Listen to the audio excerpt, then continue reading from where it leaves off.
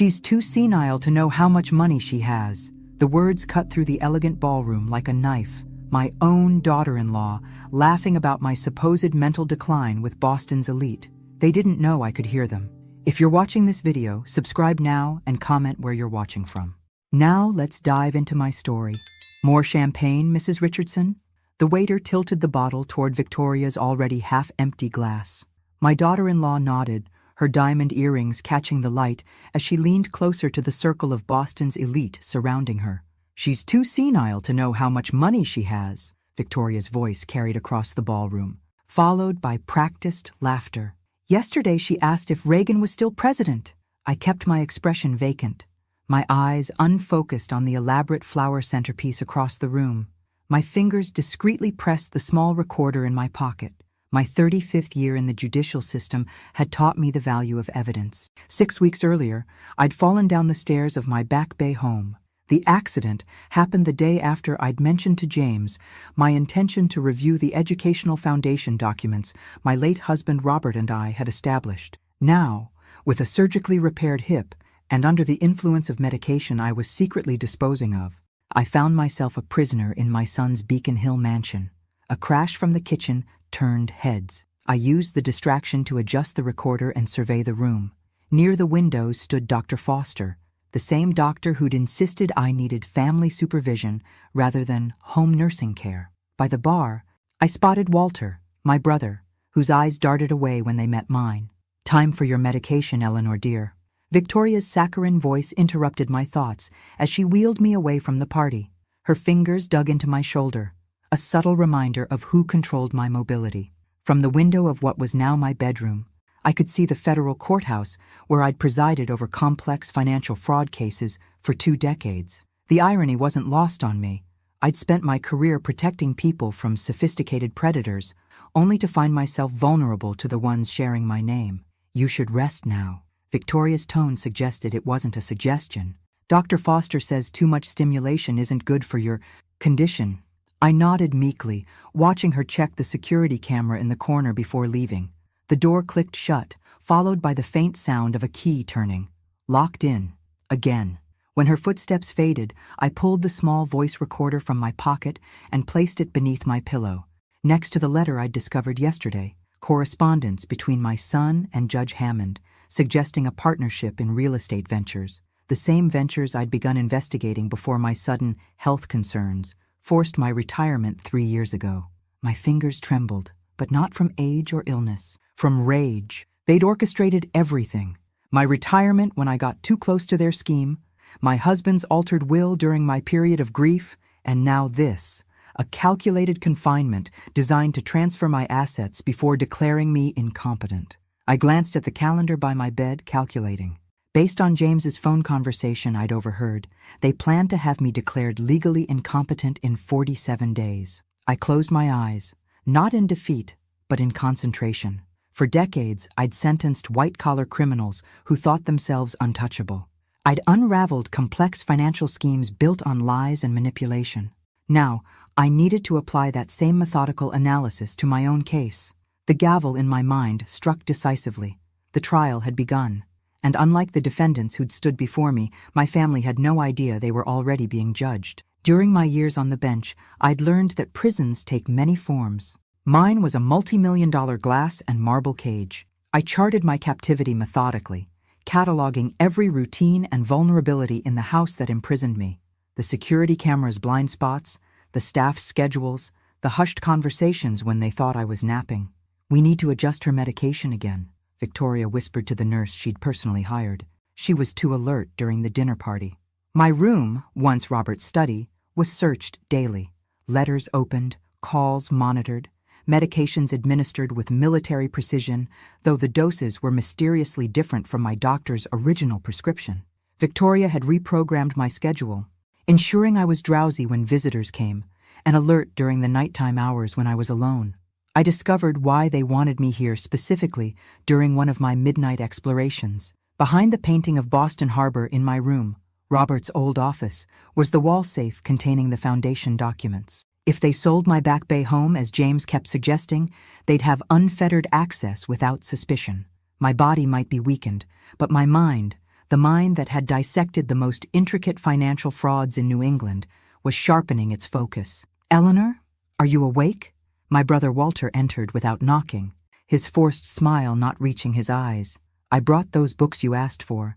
I studied him carefully, the slight tremor in his hands, the avoidance of direct eye contact, the new watch that likely cost more than his failing business could afford. "Thank you," I murmured, playing the role they expected. "I forget, did you bring the mystery novels or the gardening books?" "The mysteries," he answered, though I'd never specified any genre. Another test failed. After he left, I heard James on the phone in the hallway, his voice hushed but urgent. "The neurologist is confirmed for the 15th. Yes, we need the competency assessment completed before the coastal development closing. Hammond assured me he'll expedite it, but we need proper documentation." I made a mental calculation. 47 days until they would try to legally strip me of autonomy. 47 days to build my case.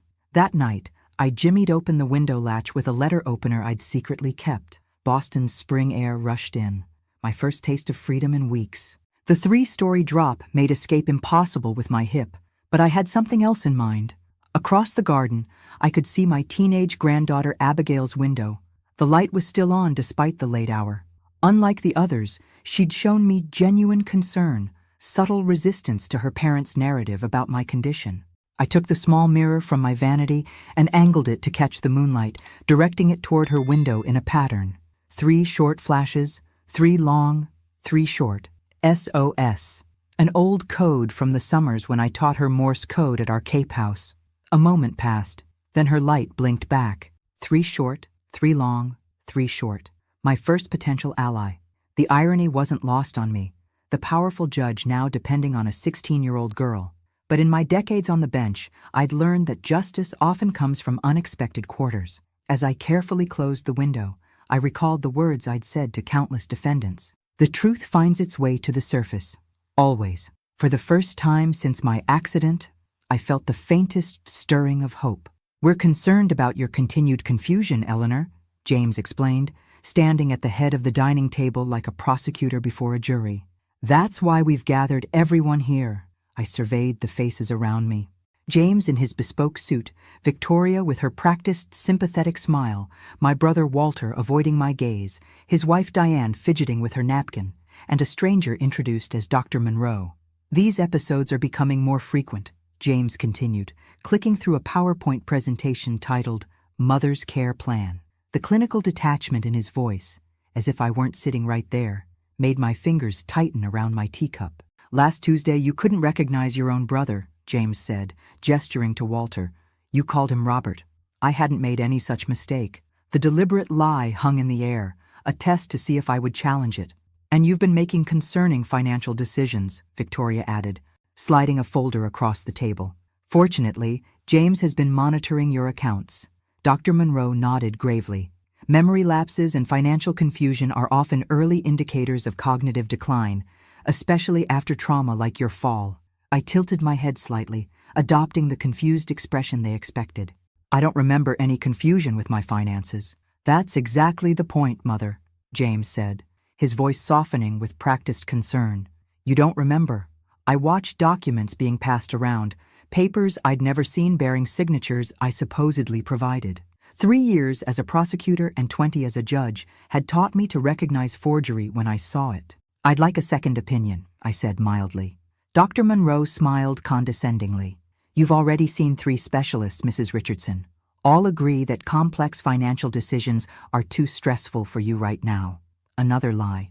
"I'd seen 1 doctor, their doctor, since my fall." "Walter," I said softly, turning to my brother. "You've known me longest. Do you think I'm incapable of managing my affairs?" His eyes flickered to James before answering. "Ellie, you haven't been yourself. Sometimes you seem fine, then you get confused." The betrayal stung more than I expected. I nodded slowly, playing my role, while inside I cataloged each deception for the case I was building. Later that night, unable to sleep, I heard voices from the garden. Peering through my window, I saw Walter and James in a heated discussion. "This isn't what I agreed to," Walter hissed. "You said we were protecting her from making rash decisions while recovering, not taking everything. Your financial problems won't solve themselves," James replied coldly. Unless you found another way to cover your gambling debts? Walter's shoulders slumped in defeat. Just promise me she'll be taken care of. Of course, she'll have the best care money can buy, James answered smoothly. The same tone he'd used with countless clients I'd watched him represent in my courtroom. I backed away from the window, a crucial piece of the puzzle clicking into place. My brother wasn't a mastermind. He was another pawn. James had leveraged Walter's financial troubles to gain an ally, someone who could corroborate claims about my mental state. As I returned to bed, I mentally revised my assessment. James wasn't just after my money. The sophisticated legal mechanisms he was establishing suggested a larger scheme, one possibly connected to the real estate investigation I'd begun before my forced retirement. The stakes were higher than even I had realized, and time was running short. The pain in my hip woke me at 2:17 a.m. Victoria had adjusted my medication again, replacing pain relief with sedatives. I'd been palming the latter and enduring the former. Clarity was worth the discomfort. I eased myself up with practiced silence, reaching for the crutches I'd hidden beneath my bed rather than the wheelchair they preferred me to use. Weeks of nighttime exploration had taught me the guard's rotation and the camera's blind spots. A dim light spilled from James's study. The door stood ajar, unusual for my meticulous son. I approached with the stealth I'd developed since my imprisonment, balancing carefully on my crutches. "We need that competency ruling immediately," Victoria's urgent voice carried through the gap. "The Bank of New England is questioning the foundation transfers." I leaned closer, glimpsing a video call on James's laptop. A man's voice responded, "Judge Richardson built an impeccable reputation over decades. We need more evidence of incapacity." "Hammond promised to expedite the administrative process," James snapped. "But even he can't ignore procedures completely." I recognized the name immediately. Judge Hammond, the same colleague who had questioned my stability when I began investigating irregular approvals for luxury developments 3 years ago. "My name is on documents she shouldn't have signed," James continued. "If she regains control and reviews those papers," the implications struck me like physical blows. James hadn't just manipulated my retirement or current situation. He'd been forging my signature on legal documents, possibly for years. As I shifted weight, my crutch brushed against a decorative vase. The soft scrape froze the conversation instantly. "What was that?" Victoria hissed. I retreated as quickly as my damaged hip allowed, but not fast enough. James found me in the hallway, feigning disorientation. "Mother, what are you doing out of bed?" "Bathroom," I mumbled, playing the confused elder they believed me to be. Victoria appeared behind him, her expression shifting from alarm to calculation. "I'll adjust her evening medication. Clearly, it's wearing off too quickly." After they escorted me back to my room, I waited, counting minutes until I was certain they'd returned to their meeting. Then I retrieved the small notebook I'd hidden in the hollowed-out book spine, another trick from my days prosecuting financial crimes. In it, I'd been documenting every overheard conversation, every suspicious visitor, every discrepancy in my care. James's laptop password had been surprisingly easy to deduce during my previous nocturnal explorations. Victoria 0714, his wife's name and birthday. People rarely deviate from personal patterns, a fact I'd exploited in countless fraud cases. What I'd discovered confirmed my worst suspicions. Emails detailing how James had altered Robert's will while I was heavily medicated after his sudden death. Evidence of the partnership between James and Hammond to force my early retirement when I began investigating their real estate venture. Documentation of systematic transfers from my accounts to offshore entities. I added tonight's revelations to my growing case file, my judicial mind methodically organizing evidence even as my heart splintered at the betrayal's depth. The son I'd raised, the legal mind I'd helped shape, had turned every lesson I'd taught him against me. My hand trembled slightly as I wrote, not from age or illness, but from a cold, clarifying anger. For the first time since my accident, I fully understood the scope of what I was fighting, and what I stood to lose if I failed. "Did you enjoy your tea, Eleanor?" Victoria asked, collecting my empty cup with that patronizing smile I'd grown to despise. "Chamomile is my favorite," I lied. I'd always hated chamomile, a fact my late husband would have known instantly. Victoria's ignorance of such details revealed the superficiality of her care. As she left, I mentally reviewed my situation. 42 days remaining until the competency hearing they thought I didn't know about. My mobility limited by a healing hip fracture, my communications monitored, my medications controlled. Against me stood my son, a brilliant attorney with powerful connections, a daughter-in-law with social influence among Boston's elite, a corrupt federal judge, and a brother financially compromised into compliance. Direct confrontation would be disastrous. They'd already laid groundwork depicting me as confused and unstable. It would be my word against a concerned family and multiple expert witnesses. The solution came from an unexpected case I'd presided over years ago, a corporate whistleblower who survived by reflecting the expected image while gathering evidence. If they wanted a confused old woman, that's exactly what I would give them. On the surface, I began immediately, deliberately misplacing items, appearing absorbed in mindless television while eavesdropping on every conversation and occasionally calling Victoria by my late mother's name. "I'm worried about her," James said to Victoria that evening, not realizing I could hear them from the adjacent room. "She seems to be deteriorating faster than Dr. Foster predicted." "That's actually good news," Victoria replied. "The hearing will go much smoother if her condition is obvious to everyone." I secretly adjusted my medication regimen, hiding pills in a small gap behind the bed frame's decorative molding beyond the camera's view. Decades presiding over financial fraud cases had taught me that even sophisticated schemes have vulnerabilities, often in communication between conspirators. My first opportunity came when I discovered Abigail's resentment toward her controlling parents. During our crossword puzzle lessons, the only interaction Victoria approved, I tested boundaries. "Do your parents check your messages?" I asked casually. The flash of recognition in her eyes told me everything. My granddaughter was as trapped as I was, just in a different cage. "They have parental controls on my phone," she whispered, "but not on my school tablet." That night, after confirming Abigail's willingness to help, "They're treating you like you're already gone, Grandma." I drafted a carefully coded email to my former judicial assistant, Margaret Holloway. "Urgent review of Case 67R required. Documentation compromised. Secure channel needed." For 15 years, Margaret had been my right hand in the courtroom. She would recognize our code for internal judicial corruption investigations, and documentation compromised would signal coercion.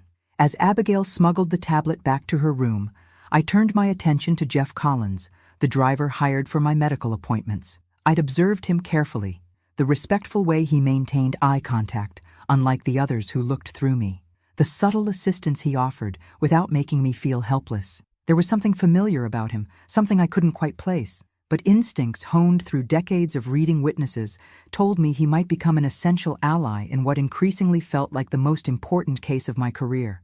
A case where I was simultaneously the judge, the prosecutor, and the victim, with my freedom and legacy hanging in the balance.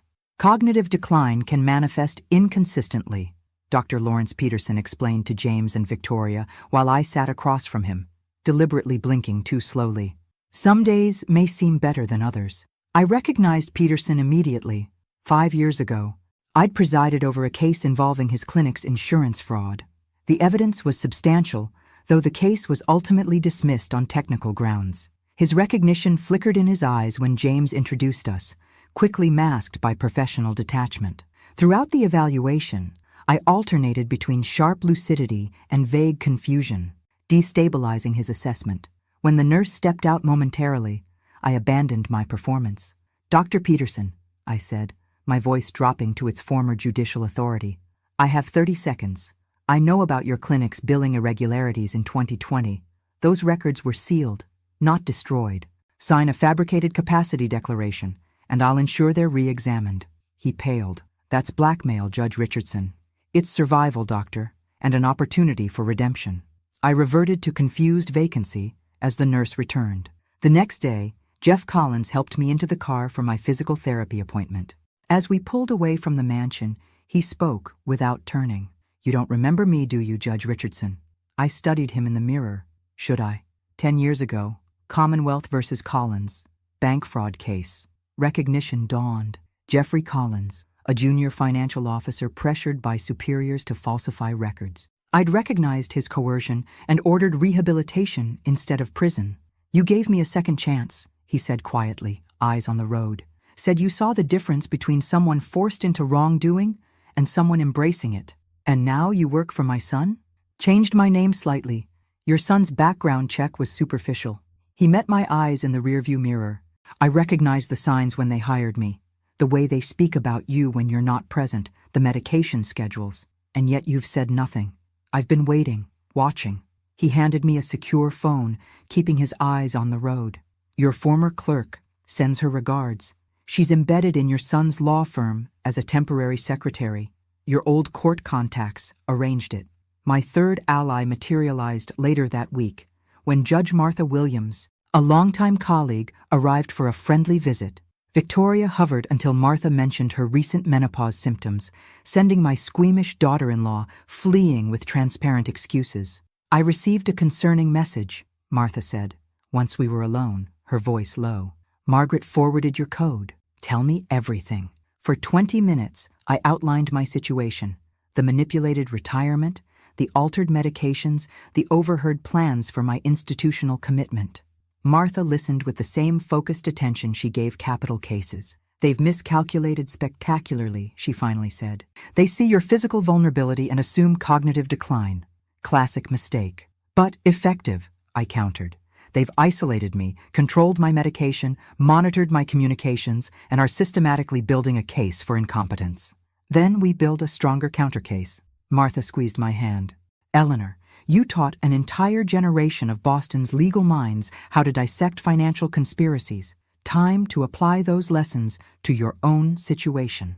That evening, during another charity gala at the mansion, I suffered my most public humiliation yet. Victoria, emboldened by champagne, introduced me to Boston's social circle as our dear Eleanor, who sadly can no longer distinguish past from present, suggesting I confused people with soap opera characters. I responded by accidentally spilling champagne on my dress, reinforcing their perception of my decline while the recording device hidden in my brooch, provided by Martha, captured every condescending word.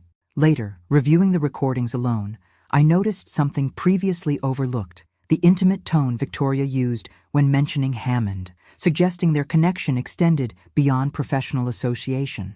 Another piece of the puzzle clicked into place. Something's happening with the coastal development approvals, James snapped into his phone, pacing his study while I pretended to doze in a nearby chair. Someone's asking questions about our licensing process. My strategy had entered its active phase. Through channels established by Margaret, carefully selected information, never enough to trigger formal investigation, just sufficient to raise questions, had reached financial reporters. Simultaneously, Martha had arranged for a prominent investor in coastal development to request an urgent meeting with James about regulatory compliance concerns. Hammond is feeling pressure from the Judicial Ethics Committee, Victoria told James later that night, their hushed argument carrying through the heating vent to my room. We need to finalize the competency ruling before she has any moment of clarity. James hired renowned neuropsychiatrist Dr. Kenneth Goldstein for a definitive evaluation, unaware that Goldstein and I had served together on a medical legal ethics committee years earlier. The doctor, known for his uncompromising integrity, had been specifically suggested by Martha for precisely that quality. Meanwhile, during a legitimate hip assessment, I finally secured truly private time with Margaret. We're ready to proceed, she whispered, while the doctor examined my x-rays in another room. But we need physical proof of the original will documents and bank transfers. Without them, it's your word against his, and he's built a very convincing narrative about your mental health. The challenge seemed insurmountable. How could I, with limited mobility and under constant surveillance, access the safe in my room and smuggle documents out? My granddaughter, I said quietly. She's our key. That evening, while Victoria supervised my bath time with excessive attention to my medication, I noticed her tension. The manufactured evidence of my decline was working too well. They were accelerating their timeline, concerned about leaving loose ends. You must find it exhausting, I said vaguely. Caring for someone so confused. Victoria's smile tightened. Family takes care of family, Eleanor. Yes, I agreed, meeting her eyes directly, momentarily dropping my facade. That's exactly what family should do. Something in my expression made her step back slightly. For a brief moment, doubt flickered across her face. Had she underestimated me? The moment passed as she recovered her composure, attributing my momentary clarity to random fluctuation. But I'd seen it, the first crack in their confidence. Later that night, after another crossword lesson with Abigail, I implemented the next phase. I revealed more truth to my granddaughter. Your parents are attempting to take control of my assets and the educational foundation your grandfather and I planned. I've discovered your father falsified documents during my period of grief. They're using my temporary physical condition to declare me mentally incompetent. Abigail's response showed maturity beyond her 16 years. I've always felt something was wrong in this house. How can I help? I explained my need to access the safe hidden behind the painting in my room, once Robert's office, and digitize crucial documents. Together, we formulated a plan. Abigail would create a distraction to draw Victoria and security away, giving me precious minutes to access the safe. As she left, Abigail paused at the door. "Grandma, I've watched you all my life. You were never the kind of person who gave up. That's why they're so afraid of you." Her words strengthened my resolve. The judge, who had spent decades ensuring justice for others, would not fail to secure it for herself. The Boston weather forecast predicted a severe storm system, high winds and torrential rain. I'd been monitoring it closely, knowing weather extremes often cause power disruptions and security system interference. "Backup generators are fueled and ready," I overheard James telling the security staff. "Standard protocol during outages, priority to surveillance systems, then climate control." Perfect. When the storm hit with full force, the mansion's lights flickered momentarily before plunging into darkness. Emergency lighting activated, but security systems required approximately 3 minutes to transition to backup power, the critical window I'd anticipated. On cue, Abigail executed her role brilliantly, screaming as she fell down the main staircase. Victoria and the security guard rushed to her aid, exactly as planned. I moved swiftly, months of secretly practicing with my crutches paying off as I reached the painting concealing the safe. My fingers, steady despite everything, entered the combination I'd memorized decades ago when Robert first installed it. Inside lay exactly what I needed. Robert's original will, with clear stipulations about the educational foundation, bank statements showing unauthorized transfers, and, most valuable, handwritten letters from Robert detailing his wishes for our estate. Using the small camera Martha had provided, I photographed each crucial document. By the time systems restored and security returned to normal patrol patterns, everything was back in place. No evidence of my intrusion. The storm continued through the night. In the morning, while Boston still dealt with flooding and power outages, Dr. Goldstein arrived for my scheduled evaluation. Federal agents, using the same weather conditions as cover for a discrete operation, positioned themselves strategically nearby. Despite Victoria's protests, Goldstein insisted on conducting the assessment privately. "After extensive cognitive testing," he announced firmly, "Judge Richardson demonstrates not only full cognitive capacity, but one of the sharpest minds I've encountered professionally. Any suggestion of mental incapacity is, in my professional opinion, completely unfounded." As Victoria attempted to dispute his assessment, federal agents presented themselves with search warrants for both the residence and James's office. The timing was no coincidence. It was the culmination of weeks of meticulous planning, coordinated by Martha Williams and federal prosecutor Donovan, based on evidence I had gradually provided. "What is the meaning of this?" James demanded, arriving home to find agents cataloging his files. "James Richardson," Prosecutor Donovan stated formally, "we're investigating allegations of elder abuse, fraud, forgery, and judicial corruption." James's face drained of color as he looked at me, still in my wheelchair, but sitting straighter now. The confusion vanished from my eyes. "Mother," he managed, "this is all a misunderstanding." "Your Honor," I corrected quietly, my judicial tone returning for the first time in months. "You will address me as Your Honor." The storm outside seemed to pause momentarily, as if nature itself was acknowledging that justice, delayed but determined, had finally arrived. 47 days, I said, breaking the shocked silence that had fallen over the living room. "That's how long you thought you had until the competency hearing. Instead, you have about 47 minutes to decide how to proceed." James stood frozen between two federal agents. Victoria sat rigidly on the sofa, her perfect posture finally failing her. Walter and Diane had been summoned and looked shell-shocked at the scene unfolding before them. Federal Prosecutor Donovan, a former clerk of mine, outlined the charges being prepared: fraud, forgery, elder abuse, conspiracy, and evidence of judicial corruption extending to Judge Hammond. "This isn't happening," Victoria whispered, her socialite composure crumbling.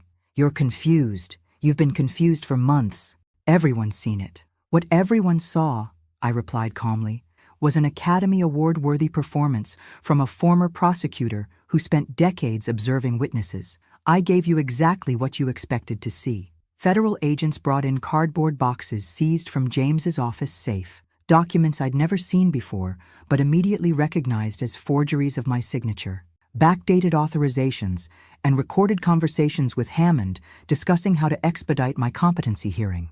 "The beautiful thing about conspiracy," I continued, addressing James directly, "is that it requires communication between conspirators. You left digital breadcrumbs everywhere: emails, phone records, text messages. Did you really think I wouldn't recognize the same patterns I spent decades prosecuting?" Walter stood abruptly. "I had no idea about any of this, Ellie. James told me you were having episodes showing signs of dementia. He said we were protecting you, while he simultaneously emptied your accounts to cover your gambling debts," I finished for him. "Yes, I heard that conversation too." Victoria's eyes darted between the agents, calculating her options. "I was just following James's instructions. He handles all the financial matters. I was only concerned with Eleanor's care." "Is that why you adjusted my medication without medical authorization?" I asked. "Or why you instructed the staff to isolate me from friends? Or perhaps why you told the Boston Museum Board I was experiencing tragic mental deterioration when they called about my annual donation?" She had no answer for that. James, ever the attorney, had remained silent, assessing his options. He finally spoke, his voice controlled. "These are serious allegations that we'll address through proper legal channels. My mother clearly misconstrued our efforts to protect her after a traumatic injury." Prosecutor Donovan stepped forward. "Mr. Richardson, we have recordings of you discussing ways to declare your mother incompetent, specifically to gain control of her assets before," and I quote, "she reviews those foundation documents. And now," I added quietly, "those foundation documents have been reviewed, not just by me, but by federal investigators." The room fell silent again, broken only when Abigail entered. She walked directly to my side, a physical declaration of allegiance that spoke volumes. Victoria gasped. "Abigail, come here immediately." "No," my granddaughter replied simply. "I'm staying with Grandma." "This family intervention is now over," I announced. "The real intervention has just begun." As federal agents began formal processing procedures, I wheeled myself to the window. Below, news vans were already assembling. Boston's legal community would be rocked by the scandal involving a prominent attorney and a federal judge. But my attention was drawn to a car pulling up. Margaret had arrived with Dr. Lawrence Peterson, who had ultimately chosen integrity over self-preservation. Everyone had a choice to make now, including my son. I closed my eyes briefly, feeling the weight of both triumph and tragedy. The judge had delivered her verdict, but the mother in me still grieved for what had been lost. Rain lashed against the courthouse windows, echoing the storm that had provided cover for my evidence-gathering days earlier. Now, that same evidence was being presented in a preliminary hearing before Judge Carolyn Matsumoto, a jurist known for her uncompromising stance on elder abuse cases. James sat with his defense team, separated from Victoria, who had retained her own counsel. Their strategy of mutual blame had begun almost immediately upon arrest. My son hadn't looked at me once since entering the courtroom. "The evidence suggests a premeditated conspiracy spanning at least 3 years," Prosecutor Donovan stated, beginning with the forced retirement of Judge Richardson when she initiated an investigation into irregular real estate licensing approvals. I sat with perfect posture in the first row, no longer in a wheelchair. Though I still used a cane, my physical therapy had accelerated dramatically once I'd stopped being administered the sedatives Victoria had substituted for my prescribed pain medication. Documents recovered from Mr. Richardson's office safe reveal systematic forgery of Judge Richardson's signature on multiple financial instruments, Donovan continued, including transfers from the Richardson Holloway Educational Foundation. My thoughts drifted momentarily to Robert. What would he think of our son now? The child we'd raised with such emphasis on integrity and justice had become everything we'd spent our careers fighting against. Judge Matsumoto's voice brought me back to the present. And the medical testimony? Dr. Goldstein approached the stand, his testimony methodically dismantling the narrative James and Victoria had constructed about my cognitive decline. He was followed by Dr. Foster, now cooperating with prosecutors to reduce his own liability for medical ethics violations. During a brief recess, Martha joined me on a bench outside the courtroom. "Hammond resigned this morning," she said quietly. "Indictment is expected by week's end. 2 other judges are under investigation for similar real estate approval irregularities." I nodded, processing the widening impact. "The foundation documents? Secured and validated. We've filed emergency injunctions freezing all transferred assets." She hesitated. "Eleanor, you should know. The preliminary forensic accounting suggests James has been diverting funds for nearly 5 years. This began before Robert's death. The revelation landed like a physical blow. Not just opportunistic betrayal following my injury, but long-term, calculated deception extending back years. I'd been investigating my own son without knowing it. Judge Richardson? I looked up to see Walter approaching tentatively, Diane beside him. My brother's face showed the ravages of guilt and shame. "May we speak privately?" Martha squeezed my hand supportively before leaving us alone. "I've given my full statement to the prosecutors," Walter said, voice breaking. "Everything James told me, everything I helped with. I was drowning in debt, Ellie. He offered a lifeline if I supported his version of your condition. I studied my older brother, always financially reckless, always looking for shortcuts. Did you know what he was planning? The full extent?" "No," Walter insisted, tears forming. "He said you needed supervision after your fall, that your judgment was impaired. I believed him because I needed to believe him. And the foundation money? My grandchildren's educational futures?" Walter looked away, unable to meet my gaze. Answer enough. When the hearing reconvened, I watched James closely. The confident attorney was visibly diminished, his expensive suit suddenly seeming too large. When Judge Matsumoto denied bail due to flight risk and evidence tampering concerns, something broke in his expression. Perhaps the first realization that his powerful connections couldn't shield him from consequences. As they led him out, our eyes finally met. In that moment, I wasn't Judge Eleanor Richardson, renowned for her rigid application of justice. I was simply a mother, seeing the complete moral collapse of her child. I maintained my composure until reaching the private room Martha had arranged. Only then, shielded from public view, did I allow myself one moment of profound grief for everything lost, not just assets and trust, but family itself. Then I straightened my spine, dried my eyes, and prepared to face the cameras waiting outside. The case was far from over, and justice, as I'd told countless courtrooms, must not only be done, but be seen to be done. All rise. Court is now in session, the Honorable Judge Carolyn Matsumoto presiding. 6 months had passed since the preliminary hearing. Now, following dozens of motions, counter-motions, and plea negotiations, the case against my son had reached its conclusion. James had accepted a plea agreement that implicated Hammond and several officials in a wider corruption scheme. I sat in the front row, dressed in the same austere black suit I'd worn during my final day on the bench. Beside me, Abigail squeezed my hand supportively. My granddaughter had moved in with me permanently, thriving away from her parents' manipulative household. "Before I accept this plea arrangement," Judge Matsumoto addressed the court, "I wish to hear from the victim. Judge Richardson, would you like to make a statement?" I approached the podium, feeling the weight of everyone's attention. For decades, I'd been the one behind the bench. Now I stood before it, a position I'd never anticipated.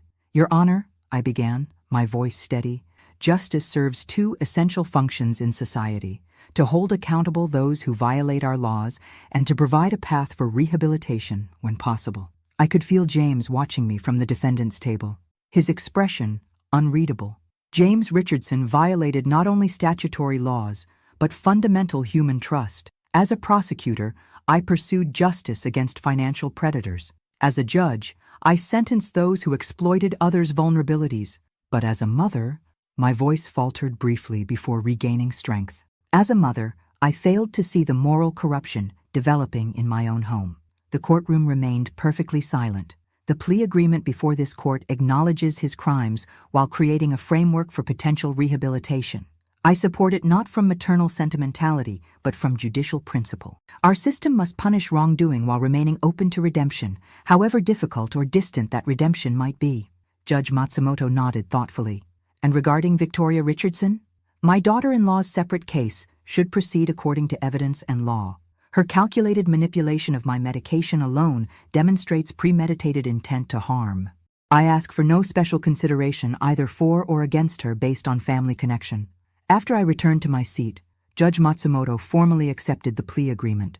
James would serve 7 years, with eligibility for parole after 5, contingent upon continued cooperation with ongoing corruption investigations. As proceedings concluded, James was permitted a moment to speak with me before being taken into custody. "Why did you support the plea deal?" he asked, genuine confusion in his voice. "After everything I did." "Because justice isn't vengeance," I replied evenly. "I spent my career ensuring proportionate consequences, not merely punitive ones." "That's it? A legal principle?" I studied my son's face, searching for any remnant of the child I'd raised. "No, James. I supported it because despite everything, I remember who you were before ambition corrupted you. Whether that person still exists somewhere is a question only time will answer." His eyes dropped. "I didn't start out planning all this. It began with one compromise, then another seemed easier, then—" "I know," I interrupted gently. "I've heard that progression from countless defendants. The question now is whether you'll use these years to rebuild integrity or simply to plan your next scheme." As guards prepared to escort him out, James hesitated. "The foundation documents. Did Dad really intend for it to be structured that way? With so many restrictions and oversight provisions?" "Yes, because he understood what you refused to learn. That power without accountability inevitably leads to corruption, even within families, especially within families." The guards led him away, leaving me alone with Martha and Abigail in the emptying courtroom. "Are you all right?" Martha asked softly. I considered the question carefully. "No," I finally answered, "but I will be." Outside, reporters waited for statements. Inside, I gathered my strength for one final judicial act, facing the public not as a victim seeking sympathy, but as the embodiment of justice itself, wounded but unbowed, personally devastated, but professionally vindicated. "Ready, Grandma?" Abigail asked, offering her arm for support. I nodded, straightening to my full height and setting aside my cane. "Justice stands on her own," I murmured, more to myself than to her. "Even when it hurts." "The Richardson case has fundamentally changed elder protection laws in Massachusetts," Dean Harrington declared from the podium. The Harvard Law School auditorium was filled with students, faculty, and media for the Symposium on Elder Justice. I sat on stage among distinguished panelists, no longer using even a cane. 6 months of proper physical therapy had restored most of my mobility, though Boston winters would likely always bring an ache to my hip. "Judge Richardson's experience has exposed critical vulnerabilities in our guardianship systems," continued Harrington. "The legislation now moving through the State House bears her name, the Richardson Act, establishing stringent new protections against predatory behavior disguised as family care." After the symposium, I returned to my restored Back Bay home. The Richardson Holloway Educational Foundation was fully operational, already supporting 15 scholarship students from underprivileged communities. Margaret had agreed to serve as its executive director, bringing her meticulous attention to detail to its administration. Walter and I had reached an uneasy reconciliation. His cooperation with prosecutors had earned him immunity, but he'd lost nearly everything in the process. Now sober for 4 months, he was slowly rebuilding his life, beginning with honest work, managing a small bookstore. Victoria had received a 3-year sentence for elder abuse and medication tampering, among other charges. Her social circle had evaporated the moment her crimes became public. The former socialite, who had once mocked my confusion at elegant parties, now wore prison-issued clothing while participating in mandatory community service with elderly residents. Judge Hammond and 3 other officials had been indicted in a corruption investigation that continued to widen. The real estate licensing scandal had revealed systemic problems that would take years to fully address. And James, my son, was serving his sentence at a medium-security federal facility, teaching legal literacy classes to other inmates. His letters came monthly, tentative attempts at explaining, then gradually evolving into genuine reflection. I read each one carefully, responding with measured honesty. Whether genuine redemption was possible remained uncertain, but the door remained fractionally open. "Grandma, they're here," Abigail called from downstairs. I descended to find my first group of mentees waiting, 5 women recently appointed to judicial positions. The judicial mentorship program had been Martha's idea. Your experience shouldn't just change laws, it should shape the next generation of judges. As we settled in my study, one young judge asked the question others hesitated to voice. How do you continue believing in justice after experiencing such profound injustice personally? I considered this carefully before answering. Justice isn't an abstraction. It's a daily practice requiring vigilance, especially when applied to those closest to us. The system isn't perfect because people aren't perfect, but the principles remain sound: accountability, proportionality, and the possibility of redemption. Later that evening, after everyone had gone, I sat alone in Robert's study, restored to his original design. On the desk lay an invitation to chair a new federal task force on elder financial exploitation, alongside a publisher's contract for my memoir, tentatively titled The Last Judgment, When Justice Comes Home. The phone rang, Martha calling about tomorrow's Judicial Ethics Committee meeting. As we spoke, I gazed out the window toward the federal courthouse visible in the distance, its illuminated facade standing firm against the gathering darkness. "They're creating a specialized division for elder financial crimes," Martha explained. "They want your input on structuring it."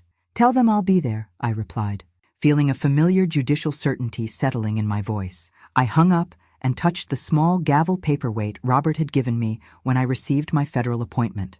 For 35 years, it had sat on my various desks, a symbol of the authority entrusted to me. "The gavel never stopped," I whispered to the empty room, echoing my earlier thought.